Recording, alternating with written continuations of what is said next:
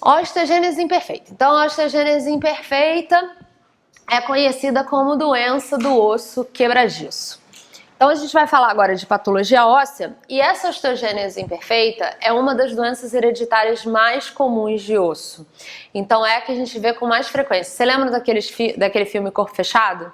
Então, no Corpo Fechado, o cara tinha a osteogênese imperfeita, que é tendência, ossos de vidro, exatamente, que é essa tendência à fratura ao mínimo trauma, né? Essa doença do osso quebradiço ou dos ossos frágeis. Então, é a doença hereditária de osso mais comum. Normalmente, quando cai osteogênese imperfeita em concurso, é associado à patologia dentária. Então, cai osteogênese imperfeita por causa da dentinogênese imperfeita. Então, é o que cai com mais frequência aí. Fora isso, o paciente pode ter uma tendência à maloclusão. Então, eventualmente, o paciente ele é mais classe 3, mais prognata. O paciente pode ter lesões intraósseas que começam radiolúcidas, vão adquirindo calcificação, ficam mais mistas, até que quando estão radiopacas tendem a sequestrar, né? E isso aí é um aspecto muito comum de lesão cemento-óssea, como a gente vai ver, que são as displasias cemento-ósseas. Então, eventualmente, pode fazer diagnóstico diferencial com displasia cemento-óssea. Então, o que a gente vai ver? O paciente com uma esclera mais azulada, ossos frágeis, cuja fragilidade vai variar de acordo com o tipo de manifestação. O paciente fica com a postura mais curvada, mas o mais importante para concurso é isso aqui, a dentina opalescente, ou seja, esse aspecto de dentinogênese imperfeita, que são esses dentes mais azulados ou mais acinzentados, que é a dentina opalescente. Então, o paciente tem isso em ambas as dentições, né? Tanto decídua quanto permanente, em todos os dentes. Normalmente, o que cai de osteogênese imperfeita é a osteogênese imperfeita do tipo 1, né? Que é a forma mais comum da doença. É a que a gente vê com mais frequência e é a que está associada à dentinogênese imperfeita. Então, é uma forma da doença que não tem uma fragilidade óssea tão grave assim. Normalmente a fragilidade óssea é de branda a moderadamente grave. Então os pacientes vivem, né, com alguma restrição, mas vivem por bastante tempo e a gente costuma ver aí essa osteogênese imperfeita. Já o tipo 2 é a osteogênese imperfeita mais grave. Então aqui normalmente os pacientes ou morrem durante a passagem pelo canal de parto devido às fraturas ou morrem muito cedo, né? Então é a forma mais grave de osteogênese imperfeita. Então a gente não tem um tratamento específico, eventualmente pode-se utilizar bifosfonato para esses pacientes, mas o prognóstico ele vai depender diretamente do grau de fragilidade óssea, né? De qual é a fragilidade óssea do paciente. Displasia ou desostose cleidocraniana. Então aqui, normalmente, quando cai, também é relacionado à patologia dentária, né? A presença dos múltiplos dentes supranumerários, como a gente falou lá na primeira aula, segunda, sei lá. Então, o que o paciente tem? Ele tem um aspecto facial bastante característico. Ele tem um alargamento da cabeça a partir da linha média, na sutura metópica. Então é como se a gente pegasse a cabeça dele e abrisse lateralmente, porque as suturas dessa região ficam abertas por mais tempo. Então ele fica alargado a partir da linha média. Então a cabeça é aumentada, mas os olhos são afastados, o nariz fica mais largo. Então é como se a gente pegasse realmente a cabeça no meio e abrisse lateralmente. Então, enquanto a cabeça dele é aumentada, ele tem os ombros diminuídos, porque ele tem hipoplasia ou ausência de clavícula. Então, isso dá um aspecto para o paciente que é muito característico, né? Que a gente já faz o diagnóstico aí, a cabeça aumentada, o ombro estreito, que acaba parecendo que o pescoço é mais longo, e eles geralmente conseguem grandes mobilidades com os ombros, né? Então, eles encostam um ombro no outro. Qual é a queixa da vida do paciente? Nenhuma. Vive muito bem, obrigado, ainda ganha emprego no circo. O único problema é realmente os dentes supranumerários que acabam atrapalhando ali toda a vida bucal do paciente. Então o paciente pode ter o zigomático fino, maxila mais fina e o paciente pode apresentar normalmente seio mais fino. Agora, qual é o problema realmente do paciente? Esse aqui. O paciente tem dente para chuchu, parece um jogo de búzios ali, um atrapalha o outro a erupcionar, não erupciona nada, os tecidos ficam retidos, então o grande tratamento para o paciente é arrumar essa zona aí, né? Extrair o dente, guiar, tratamento ortodôntico, porque fica realmente aí uma coisa louca, uma rave de dente supranumerário nessa área.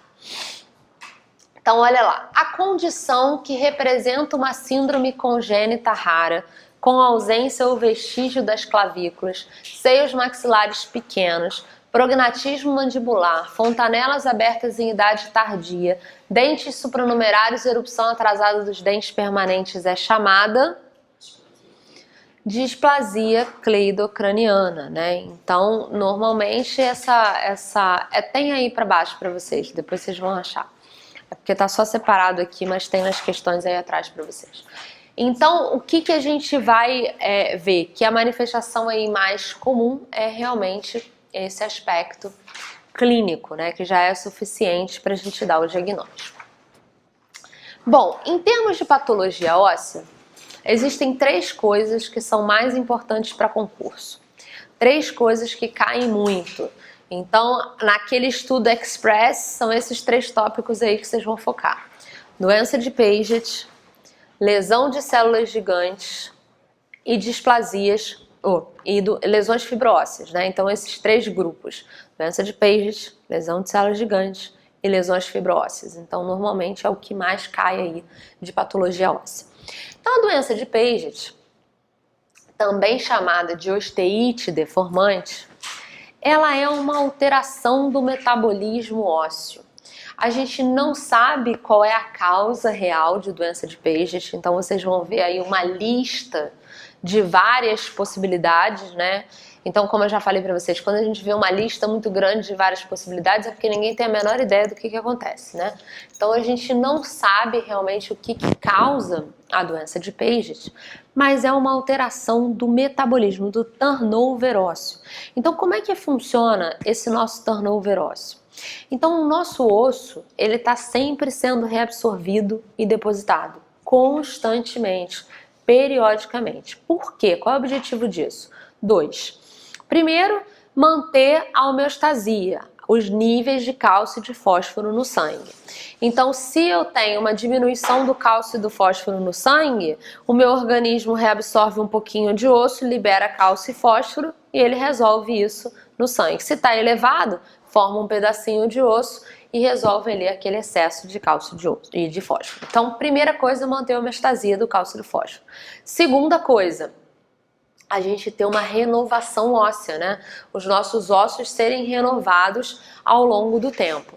E como é que isso funciona? Como é que essa renovação ela ocorre? De pedacinho em pedacinho, né? Então é como se eu fosse trocar esse piso da sala.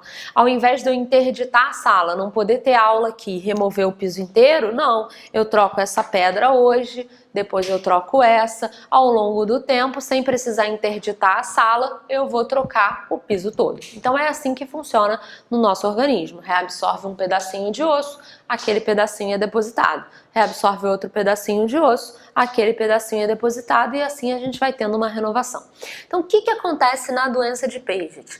Esse processo aí de reabsorção e de deposição fica completamente maluco.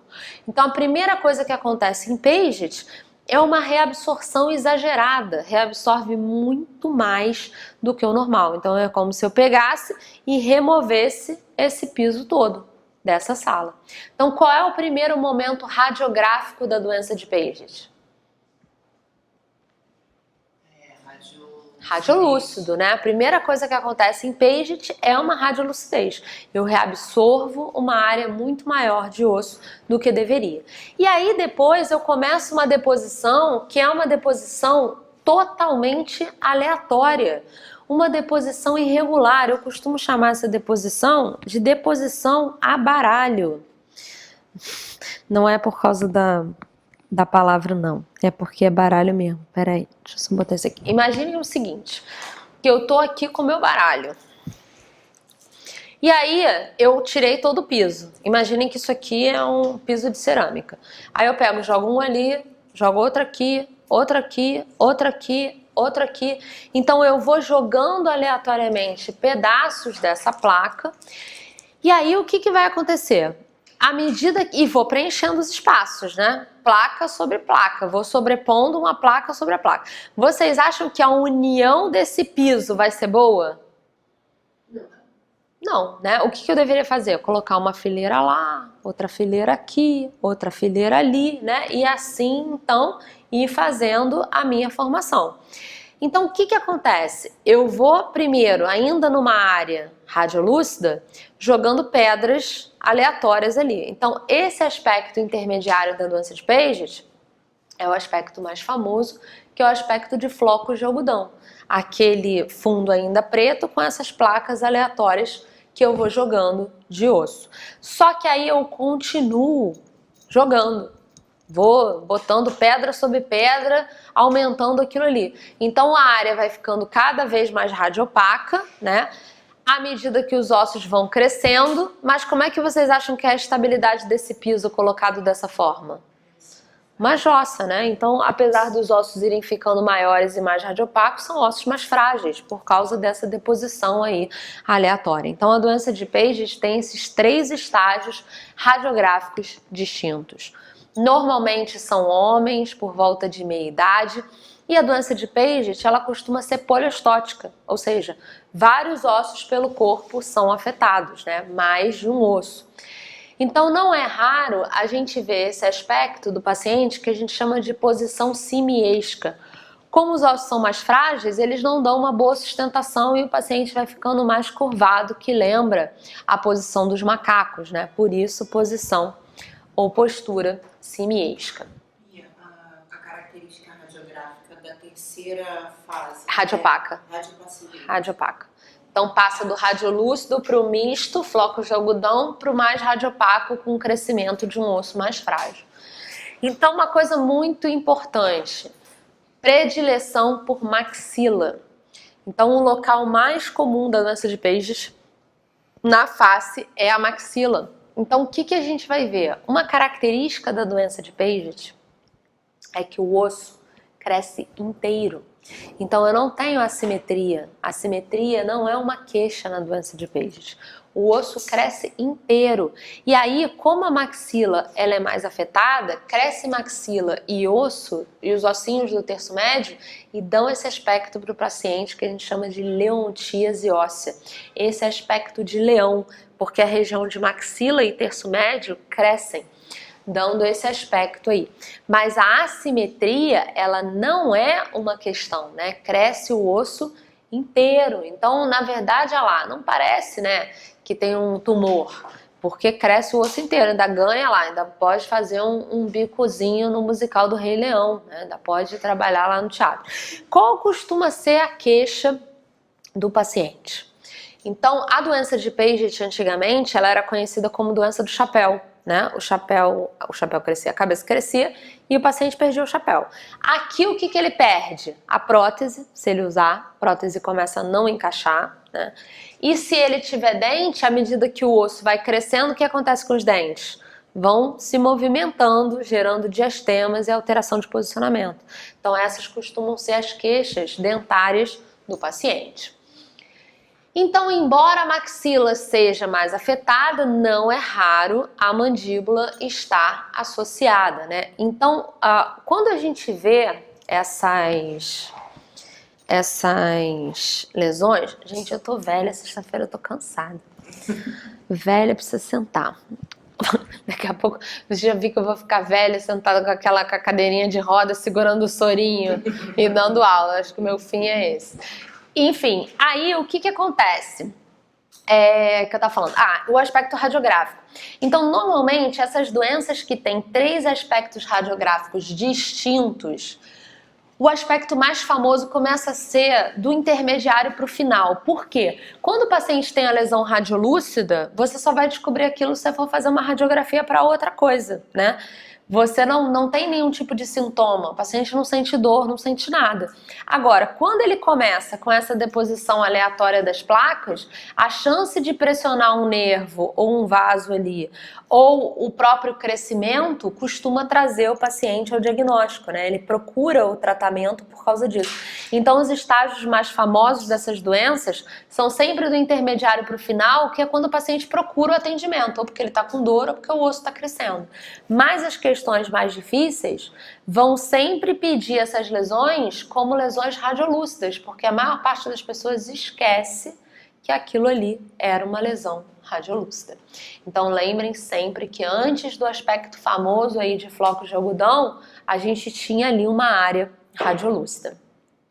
Outra coisa importante que cai muito de patologia óssea, a associação com patologia dentária. Então, né, não é difícil da gente entender que doenças ósseas vão trazer alterações dentárias com frequência, né? Porque o ingrediente é o mesmo, né? A base de formação é a mesma. Então, se eu tenho doença óssea, a chance de eu ter doença dentária também é bastante grande.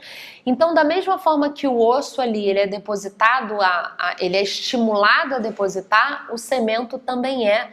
Então, o paciente costuma ter hipercementose associada às áreas onde ele tem maior deposição de osso. Quando o paciente tem um diagnóstico de doença de Paget, a gente sabe que a doença de Paget, ela é poliostótica, né? Então, quando a gente diagnostica, por exemplo, na boca ou em qualquer outra área, é comum que o paciente vá ao médico para ele fazer uma cintilografia de corpo inteiro para saber que ossos estão afetados, já que a doença é poliostótica. Então, quando o paciente tem a mandíbula afetada, mais uma vez, Paget afeta o osso inteiro, né? A maxila inteira, a mandíbula inteira. Então, quando o paciente tem a mandíbula toda afetada, que ele faz a cintilografia, fica aquela mancha preta de um lado ao outro da mandíbula, que é chamado de sinal de Lincoln por causa da barba do Lincoln, né?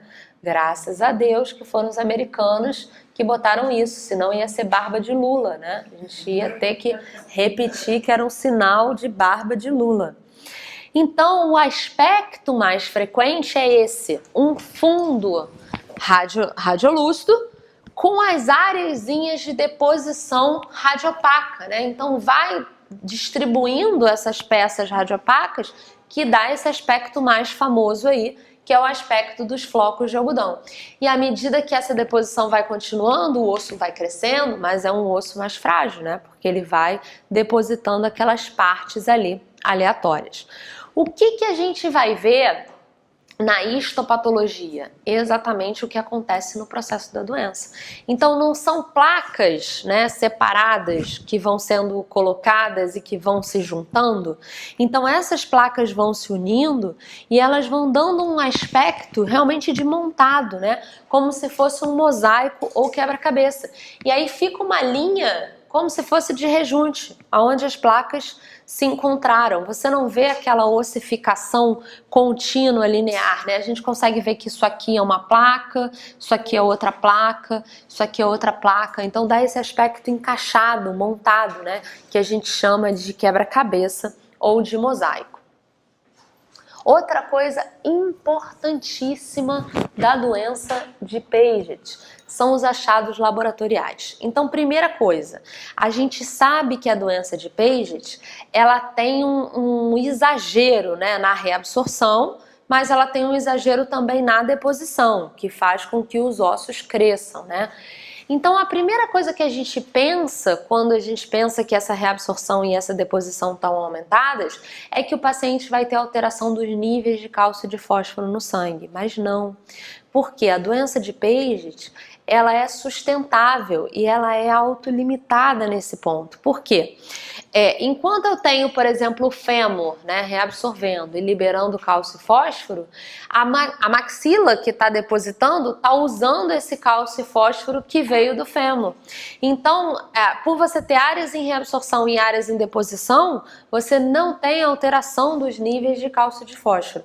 O que você vai ter é a alteração dos subprodutos da deposição e da reabsorção. Então, por exemplo, quando a gente está tendo deposição óssea, né, a matriz ela é depositada E ela precisa passar por uma calcificação, né? Só que para eu ter calcificação eu preciso de um meio ácido, que é um meio que eu não vou ter dentro do organismo.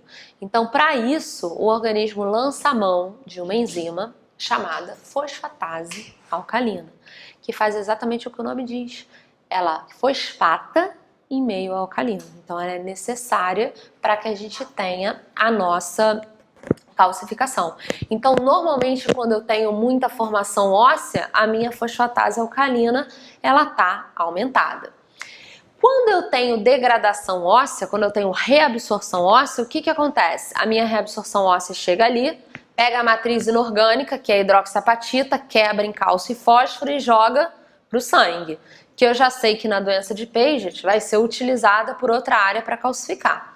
Então, o que sobra dessa degradação? Matriz orgânica, que é colágeno, né? A matriz orgânica do osso é colágeno. Então, quando eu quebro o osso, eu fico com vários fragmentos, vários peptídeos de colágeno, como a piridinolina, o N-telopeptídeo ou a hidroxiprolina.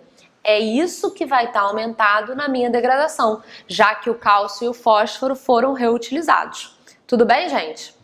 Então, vamos pensar em termos de marcador. A fosfatase alcalina é marcador de que processo ósseo?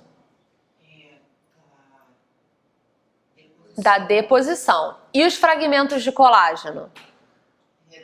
Da reabsorção, né? Então, fragmento a gente já sabe que é degradação, né? Da nossa reabsorção.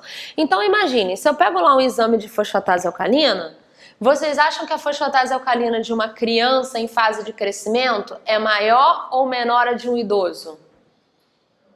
Maior, né? Então, quando eu pego lá qual é o nome, gente, daquilo? Olha, me dando branco, velhice. Quando eu pego a faixa do resultado, né? Aquela... As referências, fantástico. A da criança, aquele valor referencial da criança vai ser muito mais alto do que do idoso. Agora, quando eu falo de fragmento de colágeno, vai ser maior na criança ou vai ser maior no idoso? No idoso. O que acontece com a doença de Paget? De volta para o futuro. Ele tem os dois aumentados.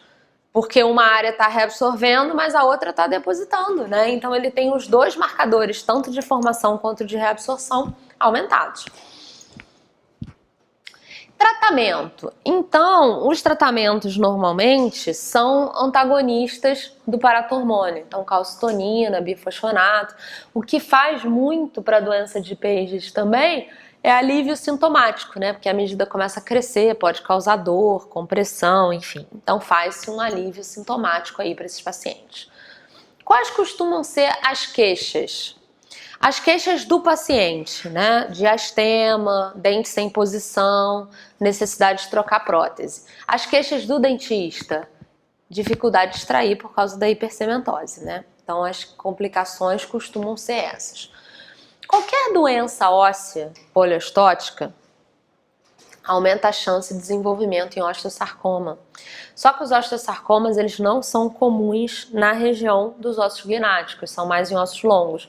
Mas qualquer doença óssea poliostótica aumenta a chance de transformação em osteosarcoma. Agora, o que o paciente com doença de Paget tem risco aumentado dentro da boca? De lesão de células gigantes. Então, pelo corpo, osteosarcoma, mas em boca, lesão de células gigantes.